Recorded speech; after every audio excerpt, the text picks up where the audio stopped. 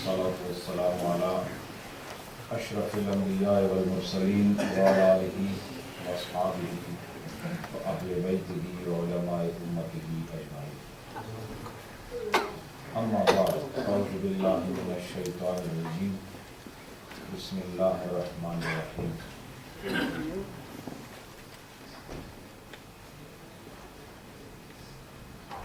लक़द मन्नल्लाहु अलल मुअमिनीना इज़ बअस फ़ीहिम रसूला। सदक़ल्लाहु मौलाना अज़ीम। दुरूद पाक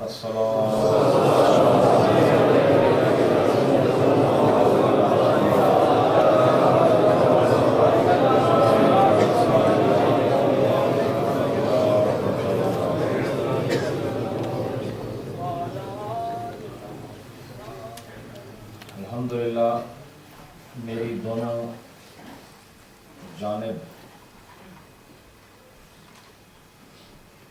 अहले इल्म और महराब व मिंबर और मुसल्ले के वारिस लोग मेरे दाएं और मेरे बाएं बैठकर मेरे कुव्वत ईमानी में इजाफे का सबब बन रहे हैं। बाएं भी इल्म है, बाएं भी इल्म है, और मैं यूँ समझता हूँ कि मुझे दाएं बाएं दोनों जानिब से इंशाअल्लाह इल्म नबूवत, इल्म मुस्तफ़ा, शरीयत मुस्तफ़ा और हुब्बे मुस्तफ़ा के वो खूबसूरत अनवार मुयस्सर आ रहे हैं कि जो अहले इल्म की मजलिस में बैठने से खुदा अता फरमाता। हज़रत अल्लामा मौलाना गुलाम मुस्तफ़ा साहब कादरी, मैं ये कहने में हक़ बजानिब हूँ कि आप मस्जिद वाले बहुत खुश नसीब हैं कि अल्लाह ने आपको इन जैसा ईमान अता फरमाया। ये साहिब इल्म भी हैं, तो साहिब इल्म होने के साथ ये मुजाहिद भी है। ये कभी वक्त आया तो आप आज़माना कि जब कहीं सुन्नियत की बात हुई तो ये शख्स वहाँ पर आपको कंप्रोमाइज़ करता हुआ नजर नहीं आएगा। सुन्नियत की बात है कि हर चीज़ को दाव से लगाने वाले वो शख्सियत हैं कि जिनकी ये मामूलात और मामलात मैंने खुद देखे। इनका मुजाहिदाना किरदार इस इलाके में इंशाअल्लाह ज़रूर तब्दीलियाँ लाएगा। अल्लाह इनके इल्म फज़ल में बरकतें अता फरमाए। और क़िबला मुफ्ती शमसुल हुदा साहब, उनके तारुफ के लिए उनका नाम ही काफ़ी है। तो क्या खूबसूरत इजाफत है, शमसुल हुदा। अब वो भी हम देख रहे हैं अल्हम्दुलिल्लाह हिदायत की रोशनियाँ जिस तरह ड्यूसबरी में बैठकर आप पूरी बरतानिया में तकसीम कर रहे हैं, ये किसी सिर्फ आलिम का काम नहीं, ये सिर्फ शमसुल हुदा का ही काम है। शम्स सूरज को कहते हैं और हुदा जो है ये हिदायत को कहते हैं। तो हिदायत का सूरज ये सिर्फ नाम के ही सिर्फ शम्स नहीं है बल्कि काम के शम्स, काम करने वाला। हमें उन उलमा की ज़रूरत है जो काम करें। नाम वाले बहुत पड़े हुए हैं, हमें नाम वालों की अब ज़रूरत नहीं। नाम के पीछे भागते भागते लोग गुमराह हो गए। हमें जैसे गुलाम मुस्तफ़ा साहब मदज़िल्लुल आली ने फरमाया कि हमें जाली पीर नहीं चाहिए, ऐसे ही हमें भी जाली मौलवी नहीं चाहिए, हमें काम वाले उलमा चाहिए। वो लोग चाहिए जो अहले सुन्नत के लिए दर्द भी रखते हैं और उनके सीने में रूहानी कैफियत भी मौजूज़न हैं, और जो ज़बान से भी काम करते हैं और निगाह से भी काम करते हैं। हुर्रियत उलमा किराम तशरीफ़ फरमा अल्लामा नसीरुल्लाह नक्शबंदी साहब, ये भी हमारे नेटवर्क के मुजाहिद शख्सियत हैं। अल्हम्दुलिल्लाह अल्लामा बशीर साहब तशरीफ़ फरमाए, जमी उलमा किराम जिनके मैं नाम से वाकिफ़ नहीं हूँ, उनसे माज़रत। अल्लाह सबको अज़मतें, बरकतें, रिफ़तें और आक़ाए नामदार सल्लल्लाहु अलैहि वसल्लम के इस खूबसूरत جشن ولادت میں حاضری پر ان سب کو اور آپ سب کو میں مبارکباد پیش کرتا ہوں۔ وقت مختصر ہے، میں ایک دو باتیں کروں گا۔ تفصیلی خطاب انشاءاللہ علامہ مفتی شمس الہدیٰ صاحب مدظ العالی فخر اہل سنت وہ انشاءاللہ فرمائیں گے اور ان کی سیر حاصل گفتگو آپ سماعت کریں گے۔ میں صرف چند باتیں محبت کی کر کے دو چار رخصت ہوں۔ پہلی بات تو یہ ہے کہ ہم اللہ کا شکر ادا کرتے ہیں کہ رب العالمین نے اس جدید ترین ماحول میں بھی اس ماحول کی جدتوں پر، اس ماحول کی نئی نئی چیزوں کی آمد کے باوجود رب العالمین نے ہمارے مزاج کو بدلا نہیں، ہمیں اس جماعت میں رکھا جو اس کے ہاں خوبصورت جماعت ہے۔ اور یاد رکھو میرے دوستو، یہ سنی ہونا کوئی معمولی فیض نہیں۔ تم میرا کلمہ پڑھ کے خوش ہوتے رہو کہ میں مسلمان ہو گیا، اب کلمہ پڑھنے والے لاکھوں آپ کو ملیں گے، ان کی داڑیاں بھی پوری، بلکہ پوری سے بھی آگے 2 گز اور لمبی ہے، داڑیاں بھی پوری ہیں اور پگڑیاں ہم سے زیادہ بڑی ہیں اور ان کے جبے بھی بہت زیادہ لمبے ہیں اور ان کے زبان پر قال اللہ اور قال رسول بھی بہت ہے، لیکن ہمارا ایمان یہ بتاتا ہے کہ چونکہ ان کی زبان اور ان کا قلم اور ان کی فکر نبی پاک کی گستاخی سے پراگندہ ہونے کے بعد وہ نجاست زدہ ہو گئے ہیں، اب ان کے ظاہری جسے کو، ان کے ظاہری جسم کو، ان کی گاڑیوں اور پگڑیوں کو دیکھ کر ہم کبھی بھی دھوکہ کھانے والے نہیں ہیں۔ نرا کلمہ پڑھ کے کوئی دعویٰ کرے میں ہدایت پر ہوں تو وہ ہدایت پر نہیں ہے۔ ہم اللہ کا شکر ادا کرتے ہیں کہ ہمیں بغیر کسی مشقت کے اس نے سنی جماعت میں پیدا کیا۔ یہ نعمت سب سے بڑی نعمت ہے، یہ اتنی بڑی نعمت ہے کہ آپ سوچ نہیں سکتے کہ خدا نے آپ کو بغیر کسی محنت کے سنی بنایا ہے۔ آپ سنی بن کے پھر رہے ہیں، سنی بن کے لیٹ رہے ہیں، سنی بن کے کھا رہے ہیں، سنی بن کے پی رہے ہیں، سنی بن کے پہن رہے ہیں، سنی بن کے بیٹھ رہے ہیں، سنی بن کے جلسوں میں شریک ہو رہے ہیں۔ تم جس حال میں ہوتے ہو، سنی ہوتے ہو، یہ خدا کا وہ احسان ہے جس کا بدلہ تم نہیں چکا سکتے۔ کیوں؟ وجہ کیا ہے کہ سنی اپنے علم پر اعتماد نہیں کرتا، وہ اپنی نسبت پر اعتماد کرتا، اور سنی اپنے عمل پر اعتماد نہیں کرتا، وہ نبی پاک سے محبت پر اعتماد کرتا ہے۔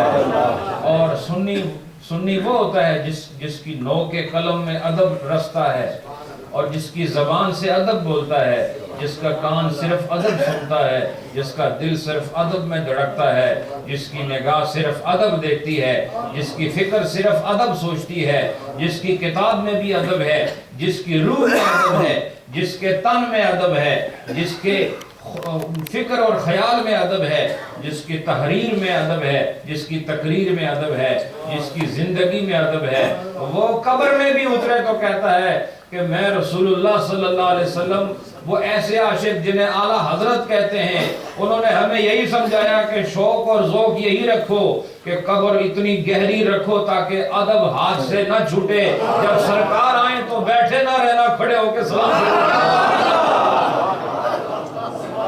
ہم تو وہ لوگ ہیں مرنے کے بعد بھی ادب کو پسند کرتے ہیں، ہم وہ لوگ ہیں کہ ادب مرنے کے بعد قبر میں اور قبر سے حشر تک قائم رکھنے والے۔ تم اب سمجھو کہ تمہیں خدا تعالیٰ نے سنی جماعت میں رکھا، یہ کوئی معمولی فیض نہیں کہ اللہ نے آپ کو سنی رکھا ہے۔ اور سنی سب ہو سکتا ہے، سنی نمازوں میں سستی کر جائے، ہو سکتا ہے ادائیگی حج میں سستی کر جائے، وہ اعمال میں سستی کر سکتا ہے، لیکن نبی پاک کی بارگاہ میں کبھی گستاخی نہیں کر سکتا ہے، وہ صحابہ کرام کی گستاخی نہیں کر سکتا ہے، وہ اہل بیت کا دشمن نہیں ہو سکتا ہے۔ یہی تو ہمارے لیے فخر کی بات ہے کہ ہم جب سامنے دیکھتے ہیں تو رخ مصطفیٰ نظر آتا ہے، جب دائیں دیکھتے ہیں تو اہل بیت نظر آتے ہیں، بائیں دیکھتے ہیں تو صحابہ کرام نظر آتے ہیں۔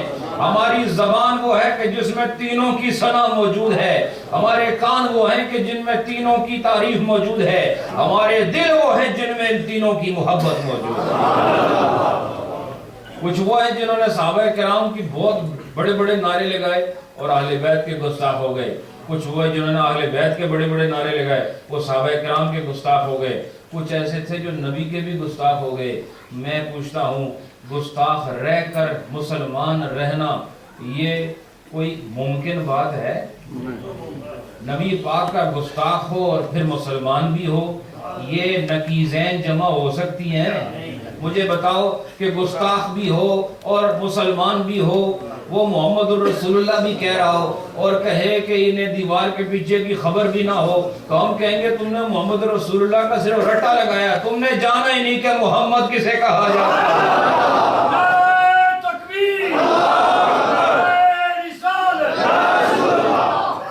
تم سمجھے نہیں محمد کسے کہتے ہیں.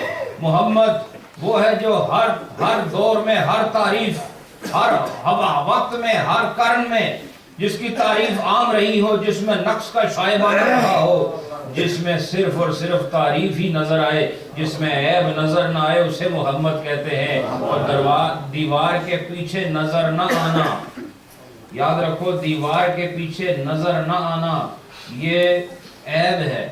کیا ہے؟ بولو نا.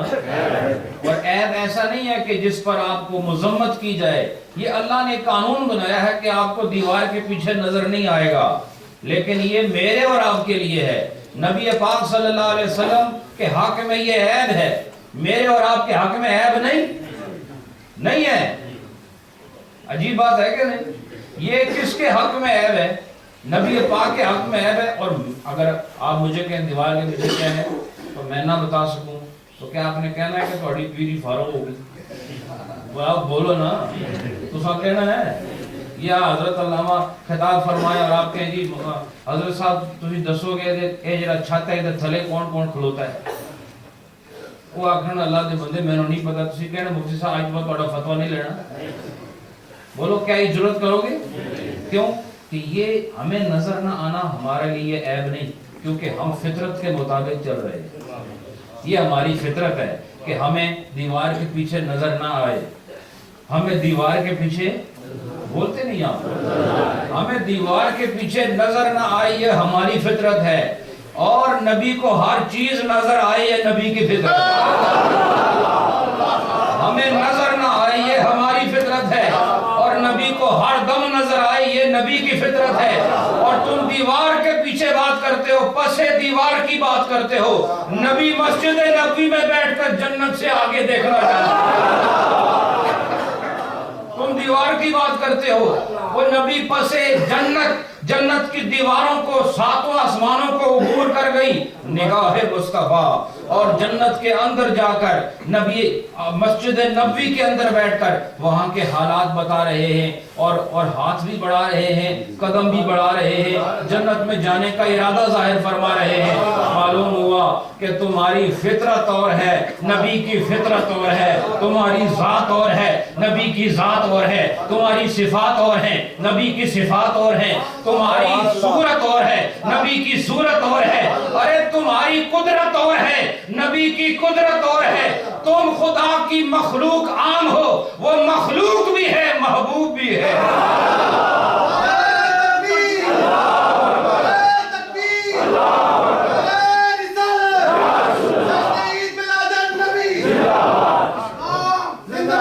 مخلوق بھی ہے، محبوب بھی ہے. جو محبوب ہوتا ہے، محبوب سے راز چھپائے نہیں جاتے، محبوبوں سے بات چھپائی نہیں جاتی، محبوبوں کے آگے ہر چیز کھول کے رکھی جاتی ہے. جب اللہ تعالیٰ نے اپنا آپ نہیں چھپایا تو دیوار کیا مانا رکھتا؟ جب رب نے سارے پردے ہٹا کر اپنی زیارت کرا دی، آپ دیوار کی بات کیوں کرتے ہو؟ میں جو سب سے زیادہ پوشیدہ ہے، اللہ نے خود فرمایا کنت کنزا مخفیا، میں چھپا ہوا خزانہ تھا. یعنی سب سے زیادہ چھپا ہوا خود اللہ کی ذات ہے، لیکن رب العالمین نے یہ چھپا ہوا ساری کائنات میں، یاد رکھو ساری کائنات میں، نہ فرشتوں نے، نہ جنات نے، نہ وحوش نے، نہ طیور نے، نہ ادنا نے، نہ اعلیٰ نے، نہ اول نے، نہ آخر نے، نہ فرشیوں نے، نہ عرشیوں نے، نہ شرقیوں نے، نہ غربیوں نے، نہ عربیوں نے، نہ فارسیوں نے اور نہ اجمیوں نے، کسی نے بھی اللہ کو نہیں دیکھا۔ اس ساری کائنات میں جیسے خدا ایک ہے، جنت میں جانے سے پہلے اسے دیکھنے والا بھی محمد ایک ہے۔ کسی نے اللہ کو نہیں دیکھا ہے، اللہ کو آج تک کسی نے نہیں دیکھا۔ اللہ کی زیارت سے مشرف ہونے والے صرف ایک ہستی ہیں جنہیں آمنہ کا لال کہا جاتا ہے، جو میرے اور آپ کے محبوب بھی ہیں، رسول بھی ہیں، نبی بھی ہیں، ہمارے شافع بھی ہیں، اور ہمارے لیے اللہ کی بارگاہ میں گزارشات پیش کرنے والے بھی ہیں۔ اور پھر میں کہہ رہا تھا فطرت مختلف ہے۔ تمہاری فطرت کیا ہے؟ تمہارا لیے قانون کیا ہے؟ تمہارے لیے قانون یہ ہے کہ تم نے جنت میں جانا ہے، بولو انشاءاللہ۔ وہ بار بار کہتا ہوں، ان نعت خوانوں کی بات قطعاً نہ سننا جو کہتے ہیں ہمیں مدینہ چاہیے، جنت کی روڈ کوئی نہیں، یہ بات نہ کرنا، چونکہ جنت کی طلب مصطفیٰ نے فرمائی ہے۔ بات سمجھے کہ نہیں؟ اور سارے مدینے میں ایک بات اور سن لو، سارے مدینے میں، کل مدینے میں، مدینہ المنورہ میں سب سے افضل جگہ، توجہ ہے نا، توجہ ہے، سب سے افضل جگہ پورے مدینہ المنورہ میں کون سی ہے؟ ریاض الجنہ، حضور کے روضے سے لے کر حضور کے منبر تک کیا ہے؟ بولو نا، حضور کے روضے سے، بولتے نہیں آپ، حضور کے روضے سے لے کر یا حضور کی قبر انور سے لے کر حضور کے منبر تک، یہ کیا ہے؟ اس کو نبی پاک نے فرمایا روضۃ من ریاض الجنہ۔ کیا فرمایا؟ روضۃ من ریاض الجنہ۔ تو لوگ اسے ریاض الجنہ کہتے ہیں، لیکن یہ غلط العام ہے، اصل میں وہ کیا ہے؟ روضۃ من ریاض الجنہ ہی اس کو کہنا چاہیے، کیونکہ روضہ واحد ہے اور ریاض جمع ہے، یعنی جنت کے باغوں میں سے یہ ایک باغ ہے۔ تو ریاض تو نہ، وہ تو روضہ ہوا نا، بولو نا، تو اصل میں وہ روضۃ الجنہ ہے، لیکن یہ زبان زد عام ہو گیا ریاض الجنہ۔ لیکن آپ سے میں یہ بات پوچھتا ہوں کہ وہ جو قبر انور سے لے کر حضور کے منبر تک جو جگہ ہے، اس کو نبی پاک نے جنت فرمایا ہے۔ اور اس کو جنت کیوں فرمایا؟ اس لیے جنت فرمایا کہ اس میں آپ خود موجود ہیں۔ کیوں فرمایا؟ اس میں آپ خود موجود ہیں، اور جب تک آپ موجود ہیں یہ ریاض الجنہ ہی ہے۔ یہ باغات جنت میں سے یہ ایک باغ ہے اور رہے گا۔ میں یہ کہنا چاہتا ہوں کہ آپ جنت میں جائیں گے ماشاءاللہ، ہم سب جنت میں جائیں گے۔ جنت انہی کے لیے ہے جو رسول کے غلام ہیں، جنت انہی کے لیے جو رسول اللہ کے نام کے نعرے لگانے والے، گلی کوچوں میں چلنے والے، آپ کی محبت کا دم بھرنے والے، انہی کے لیے جنت ہے۔ لیکن دیکھو، جنت میں جاؤ گے، جنت میں جانے کے بعد پھر جنت کی نعمتوں سے لطف اندوز ہوگے ایک عرصے تک، پھر ایک وقت آئے گا کہ اللہ کا دیدار بھی نصیب ہوگا۔ وجوہ یومئذ ناظرہ ناظرہ الی ربہا ناظرہ۔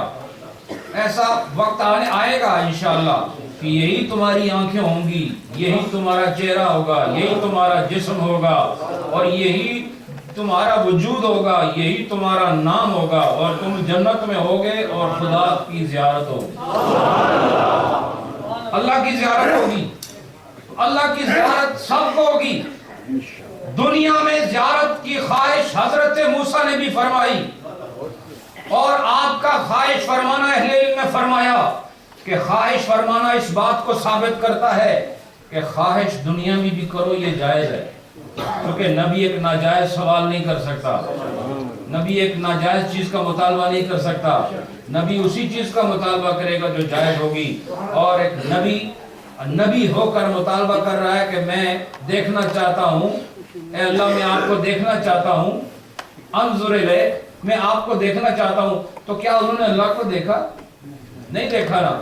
اللہ تعالیٰ نے تجلی نازل فرمائی اور پھر بے ہوش ہو گئے، طور جل گیا، ایک قصہ ہے۔ لیکن میں بتانا یہ چاہتا ہوں، میں آپ کو نبی پاک کی شخصیت کا امتیاز بتا رہا ہوں کہ کہ ساری کائنات اور ساری کائنات کی بات چھوڑو، اللہ کی زیارت کے سب سے زیادہ حقدار اس کی مخلوق میں وہ ہیں جنہیں اللہ نے اپنی نبوت اور رسالت عطا فرمائی، جنہیں اپنی خلافت عطا فرمائی ہے، اور وہ نبی ہیں۔ نبی سب سے زیادہ حقدار ہے اللہ کے دیدار کا، اور امت بعد میں دیکھے گی، پہلے امت کے سردار دیکھیں گے، امت بعد میں دیکھے گی، پہلے امت کے والی دیکھیں گے۔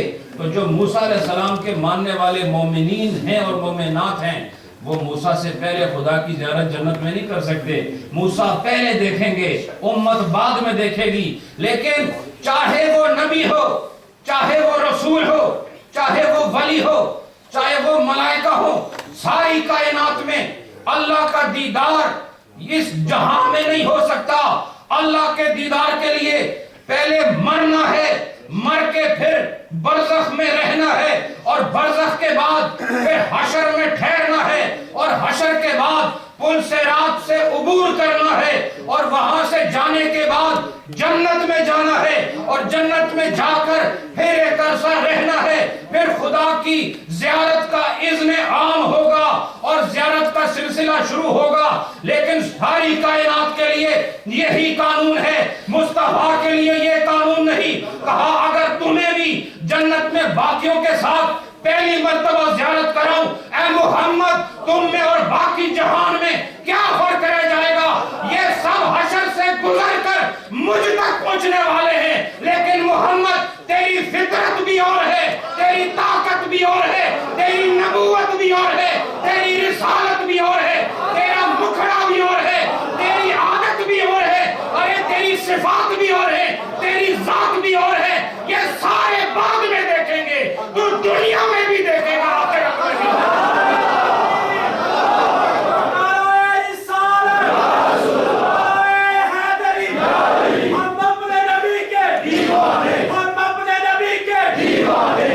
معلوم ہوا نبی پاک کو اپنے جیسا سمجھنے والوں، تم کہتے ہو میلاد کیوں کرتے ہو؟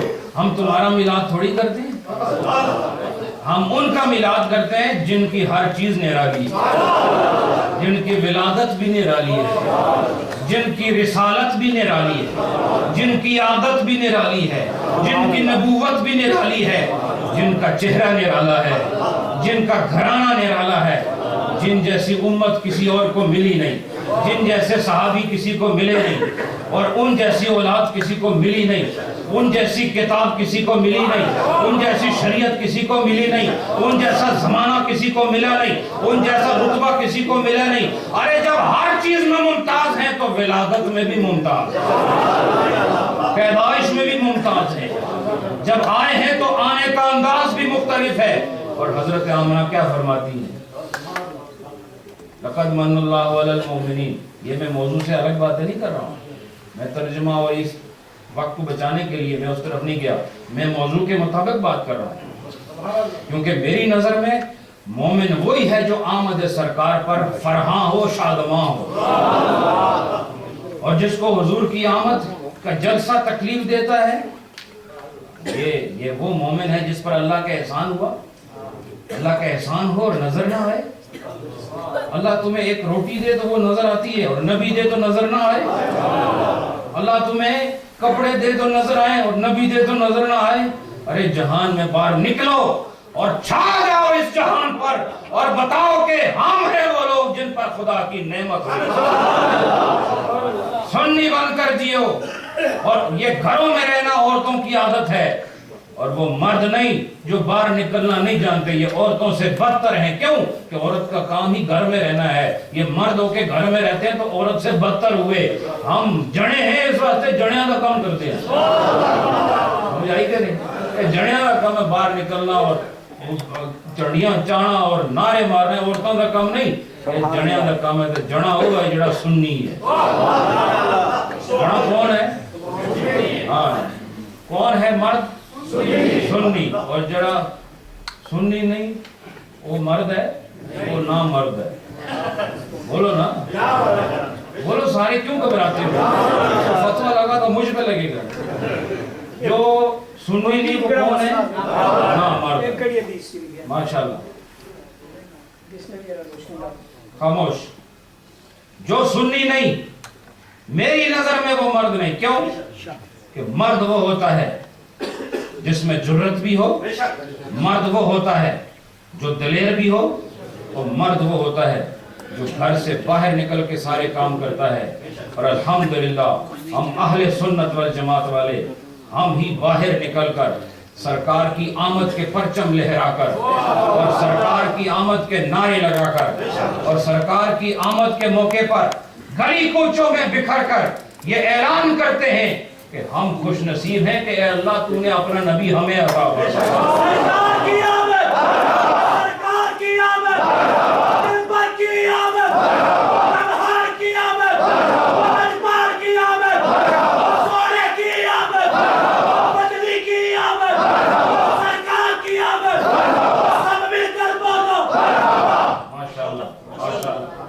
ماشاءاللہ. میرے دوستو،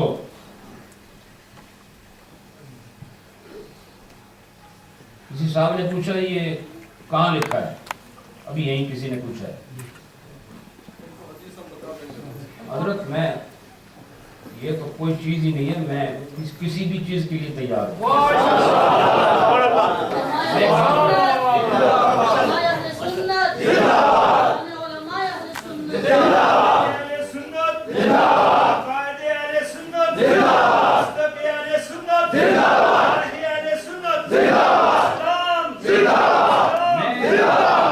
بس اب بات ختم کرتے ہیں. میں ایک بات پوچھتا ہوں کہ انسان ہوتے ہوئے اگر انسان کو جانور کہو، وہ انسان، لیکن اسے کہو کہ آپ تم جانور ہو، تو یہ کہنا جائز ہے؟ نہیں ہے نا. تو ایک مرد ہو اور اس کو عورت کہنا یہ بھی جائز نہ ہو اس اصول کے مطابق کہ انسان کون ہے. میں ایک مسئلے اس کو دوسرے پر قیاس کر کے، اور قیاس مال فارغ نہیں ہوگا حضرت انشاءاللہ. کیا ایک مرد ہو اور اس کو عورت کہنا جائز کیسے ہوا؟ میں آپ کو بتاتا ہوں کہ ایک انسان ہو اس کو جانور کہنا جائز ہے. کیوں؟ انسان ہو، اس کی عقل ہے، شعور ہے، آنکھیں ہیں، ناک ہے، اور اس کی جو خاص صورت ہے، اس کی وجہ سے اسے جانور نہیں کہا جا سکتا، اسے حیوان نہیں کہا جا سکتا، اسے انسان کہا جائے گا. لیکن اللہ تعالیٰ نے قرآن میں انسانوں کو حیوان کہا. اولئک کالانعام، اولئک کالانعام. اللہ فرماتا ہے کس کے لیے؟ وہ جو ایمان کی دولت سے بہرور نہ ہو سکے. ان کی آنکھیں بھی ہے، سر بھی ہے، قد بھی ہے، انسان نظر آتا. اللہ کہتا ہے اولئک کالانعام، یہ جانوروں کی طرح ہے. بلکہ کہتے ہیں بل ہم اضل، اور جانور تو پیچھے چھوڑا، یہ اس سے بھی آگے نکل گئے. میں کہتا ہوں اگر انسان کو جانور کہنا جائز ہے تو نبی کے میلاد کے منکر کو عورت نہیں، عورت سے بدتر کہنا ہے.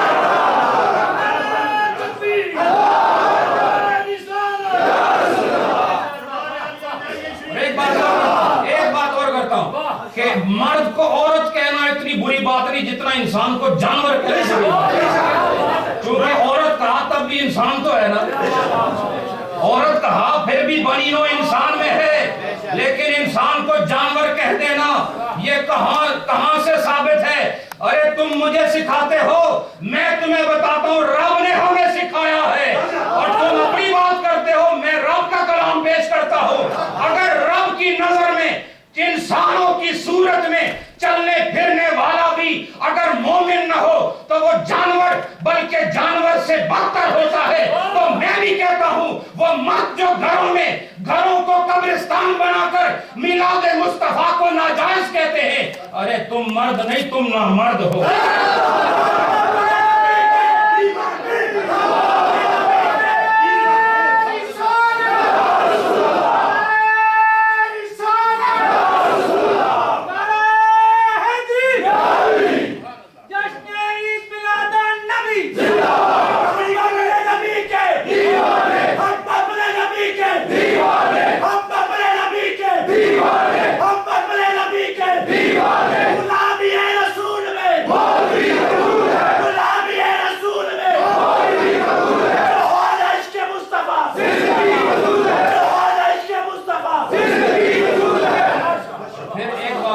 بات میں اپنے بھائی کے لیے کرتا ہوں. میں اس کو بھائی اس لیے کہتا ہوں کہ سنیوں کی مجلس میں بیٹھا ہے،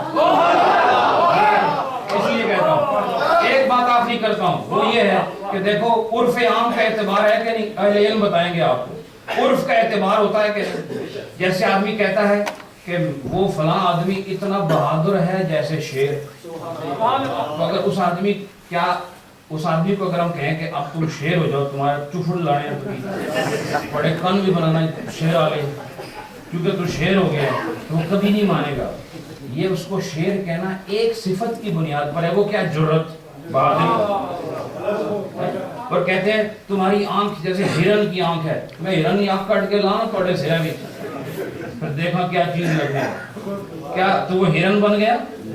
تو یہ صفات کی وجہ سے نام بولے جاتے ہیں، اور عرف کا اعتبار ہوتا ہے۔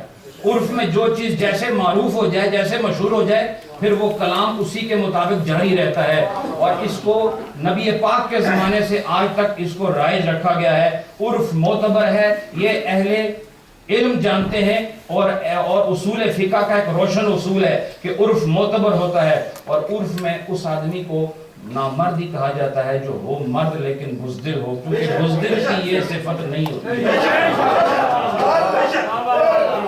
اور پھر کہتے نہیں تو جا کے چوڑیاں پال ہے، کہتے نہیں۔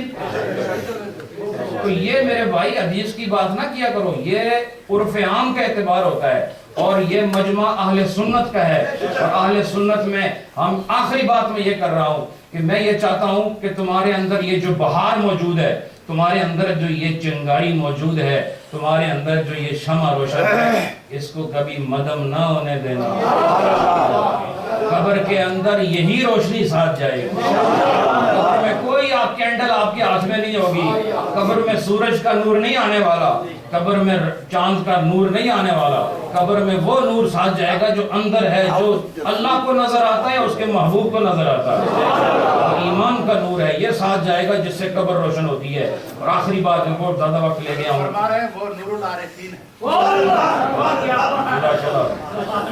میں آخری بات کر رہا ہوں، پھر انشاءاللہ حضرت علامہ شمس الہدیٰ صاحب اور علامہ غلام مصطفیٰ صاحب اپنے پروگرام کے مطابق گفتگو فرمائیں گے آپ سے۔ میں آخری بات کر رہا ہوں، اس کی بھی تھوڑی سی وضاحت کرتے ہوئے لوگ یہ کر لیں کہ اسلام میں عورت کی عظمت کیا ہے؟ اچھا، یعنی اس دیوبندی دی وابی دی عظمت بیان کرنی ہے، کیونکہ اس ویلے عورت کا موضوع کسی اور رنگ ہی چاہیے، نفس عورت کا مسئلہ ہے، ایک صفت دی وجہ تو عورت ہے۔ بہرحال چلو، یہ عورتوں کے حقوق جو ہیں الحمدللہ آپ کو پتہ ہے عورت کا اسلام سے پہلے کیا حال تھا۔ نبی پاک رحمت بن کر آئے اور ان کے سروں پر رحمت کی چادر بن گئی، عورت کو پتہ چلا کہ عورت کیا ہوتی ہے، اور مردوں کو بھی پتہ چلا کہ عورت کیا ہوتی ہے۔ نہ عورت کو پتہ تھا اپنا میں کیا ہوں، نہ مردوں کو پتہ تھا کہ یہ کون ہے۔ ان دونوں کو اپنا تعارف کرانے والے اور مردوں کو ان کا تعارف کرانے والے وہ ہیں جنہوں نے خدا سے ہمارا تعارف کرایا، وہ جناب محمد صلی اللہ علیہ وسلم۔ آخری بات کر رہا ہوں، اور وہ درد دل سے کر رہا ہوں، درد دل سے کر رہا ہوں۔ میں اپنے بھائی سے پھر کہتا ہوں کہ دل پر غبار نہ رکھنا۔ یہ میں اس لیے کہا کہ آپ کے سوال سے ہو سکتا ہے کئی ذہنوں میں سوال پیدا ہو گئے ہوں، اور ان سوالات کو رفع کرنا ضروری تھا، ورنہ آپ کو جواب دینا میں ضروری نہیں سمجھتا ہوں، اس لیے کہ یہ ایک عام سی بات ہے۔ میں صرف ایک بات کرنا چاہتا ہوں کہ تمہیں جو چیز کام آئے گی، میں خدا کی قسم اٹھا کر کہتا ہوں، اس مسجد کو گواہ بنا کے کہتا ہوں، آپ سب کو گواہ بنا کے کہتا ہوں کہ سنیت ہی راہ نجات ہے، سنیت ہی راہ نجات ہے۔ اس سے نہ کوئی مفر ہے نہ مفر ہے، اس کے علاوہ اس سے بھاگنے کا کوئی راستہ نہیں، اور نہ اس کے بغیر کہیں سکون ملنے والا ہے۔ اس کو نہ چھوڑنا، اور اس کو نہ چھوڑنے کا طریقہ یہ ہے کہ تم الحمدللہ سنی ہو، اور کیا تم نہیں چاہتے کہ تمہاری یہ سنیت سے معمور بہار تمہاری اولادوں میں بھی چلی جائے؟ باپ وہ نہیں ہوتا جو اولاد کو اچھے کپڑے خرید کے دے اور نیکسٹ اور ڈیبنم کے کپڑے اور بوٹ لا کر کہے کہ مجھے بڑا سونا ہے۔ یہ کوئی محبت نہیں ہے۔ محبت یہ ہے کہ اس کی قبر بچاؤ، محبت یہ ہے کہ اس کا حشر بچاؤ، محبت یہ ہے کہ اس کے اندر خوشبو محمد پیدا کرو، اس کے اندر خوے محبت پیدا کرو، اس کے اندر بوئے محبت پیدا کرو، اور اس کے روح میں روح محمد پیدا کرو۔ کیسے ہوگا وہ کیسے ہوگا؟ تمہارے بچے، تم کیسے سنی رہے؟ اور تمہارے اندر سنیت کی بہار کیسے قائم رہی؟ کوئی فرشتہ کان میں اذان دیتا ہے یا راتوں کو آپ سارے اللہ کے ولی بڑے بڑے خواب دیکھتے ہیں؟ کوئی بغداد شریف پہنچا ہوتا ہے آپ میں سے، کوئی مدینہ شریف ہوتا ہے، کوئی اجمیر شریف پہنچا ہوتا ہے، کوئی سرہند شریف ہوتا ہے، آپ میں سارے صاحبان پرواز ہو کیا؟ کوئی نہیں ہے نا۔ طریقہ کیا تھا کہ جو تمہارے والدین سے انہوں نے تمہیں ان کے حوالے کیا جن کے اندر سنیت کا نور ہوتا، انہوں نے تمہیں کبھی ایسی جگہ نہیں بھیجا جہاں پر گستاخی اور بے ادبی قرآن کو پڑھانے کے بہانے سکھائی جاتی۔ اس لیے اپنے بچوں کو صرف سنی مرد، بے شک تمہیں 3-4 میل ڈرائیو کر کے آنا پڑے، یہ 4 میل کی ڈرائیو آسان ہے، قبر کا راستہ مشکل ہے۔ اپنی آخرت کو بچانے والوں اپنی اولاد کی آخرت کو بھی بچاؤ۔ اور وہ کیسے؟ کہ یہ جو آپ سے ہر لمحے بدعت اور شرک کم سے کم فتویٰ ہے ان کے یہاں، ان کی فقہ میں جتنا، یعنی جس طرح سورہ رحمان میں نہیں فَبِأَيِّ آلَاءِ رَبِّكُمَا تُكَذِّبَانِ بار بار آ رہا ہے، اس طرح انہوں نے بھی کہا کہ چلو ہم بھی ایک ایسا فتویٰ جاری کریں جس میں 2 لفظ ضرور آئیں، شرک اور بدعت، شرک اور بدعت۔ یہ ایسا نہ ہو کہ ایک وقت ایسا آئے کہ کسی بچوں کے نام بھی شرک اور بدعت رکھنا شروع کر دیں، اس قدر ان کے ہاں یہ معروف ہے یہ لفظ، اور ہر چیز کو شرک اور بدعت کہنے والے نہ جانے کون سا اسلام۔ میں اپنے ساتھیوں کو بتاتے رہتا ہوں کہ الحمدللہ دیوبند اور یہ جو بریلوی شریف والے ہیں، یہ جب تک وہابی کا قدم ہندوستان میں نہیں آیا اس سے پہلے ہم سب ٹھیک تھے، ہم سب ٹھیک تھے۔ جب سلطنت عثمانیہ موجود تھی جب تک ہم سب ٹھیک تھے، ہمارے عقائد ٹھیک تھے، لیکن ایک ایسا نجد کا شیطان پیدا ہوا جس کے بارے میں نبی پاک نے 1400 سال پہلے بتایا تھا کہ نجد سے فتنے اٹھیں گے، اور کما قال النبی صلی اللہ علیہ وسلم، وہ فتنے ایسے اٹھے کہ آج اس حدیث کی صداقت ہم اپنی آنکھوں سے دیکھ رہے ہیں، اور فتنے اٹھے اور یہ 2 جماعتیں بن گئی، ایک دیوبند اور ایک بریلوی، اور یہ بنی کہ ان کی خباثت کی وجہ سے وہ آئے، تو یہ جو پھر دیوبند والے ہیں ان کی تعلیمات سے متاثر ہوئے، جب یہ متاثر ہوئے تو ان کے عقائد بگڑنے لگے، جب عقائد بگڑنے لگے خدا نے امام احمد رضا پیدا کر وہ پیدا نہ ہوتے تو آج میرے تمہاری یہ بہار قائم نہ رہتی، یہ ساری بہاروں کے سرخیل اور اس پورے قافلے کے سپہ سالار اور محبت کے اس جیش محبت کے سالار جو سب سے آگے نظر آتے ہیں، جنہوں نے ہماری جان بھی بچائی ہے، ہمارا ایمان بھی بچایا ہے، وہ امام احمد رضا خان بریلوی ہے۔ وہ نہ آتے تو آج نہ جانے آپ بھی ان چیزوں کو شرک اور بدعت کہہ رہے ہوتے۔ اپنے بچوں کا مستقبل روشن رکھو، وہ انجینئر بنے یا نہ بنے، وہ ڈاکٹر بنے یا نہ بنے، وہ پروفیسر بنے یا نہ بنے، لیکن وہ سنی بنے، یہ بہت ضروری ہے۔ کیونکہ ڈاکٹر نہ بنا تب بھی آپ میں تسی سارے ڈاکٹر سارے پروفیسر بیٹھے ہوتے ہیں، ہیں کچھ پروفیسر، لیکن سارے تھے نا پروفیسر، اور آپ سارے ہی انجینئر ہیں، جہاز اڑاتے ہیں سارے، لیکن آپ سنی ہو یہ کم، لیکن کہہ سکتے ہیں ہم سارے سنی ہیں۔ یہ انجینئر دنیا میں فائدہ دے گا، ڈاکٹر دنیا میں فائدہ دے گا، اور جہاز اڑاؤ گے دنیا میں اڑاؤ گے، آسمان سے آگے تو نہیں جا سکتے۔ اور سنی کی پرواز سرے معیشت تک، سنی اس کو روکنے والا کوئی نہیں ہے۔ سب سے پہلے ایمان ہے، پھر دنیا ہے۔ ایمان کی حفاظت کرو، دنیا کی حفاظت خدا خود فرما دے گا۔ آخر دعوانا الحمدللہ۔